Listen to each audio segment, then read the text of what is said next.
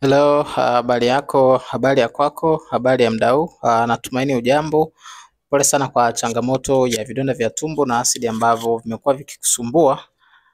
Umekosa suluhisho na imefika hatua umekata tamaa. Sasa leo nataka nikuelekeze jinsi ya kutumia kabeji na karoti kuweza kupambana na changamoto ya vidonda vya tumbo ambavyo vimekusumbua pengine kwa kipindi cha muda mrefu. Hatua ya kwanza unatakiwa utafute karoti 5 na hatua ya pili unatakiwa utafute cabbage nusu. Osha vizuri na katakata, uweka katika blender then saga. Baada ya kusaga, weka maji nusu lita. Baada ya hapo chuja hiyo juisi huo unaitumia asubuhi, mchana na jioni. Kama unapitia changamoto ya vidonda vya tumbo, tumia darasa hili. Hili darasa unatakiwa kwenda nalo kwa kipindi cha siku 5.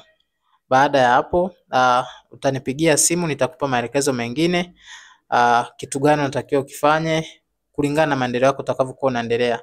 Piga simu kupitia namba hizi 0764 233 411 au 0744 553357. Nitakupa maelekezo mengine kulingana na unavyoendelea. Naamini umeelewa nilichokuelekeza na nilichokushauri na utakifanyia kazi kwa 100%. My God bless you, peace out.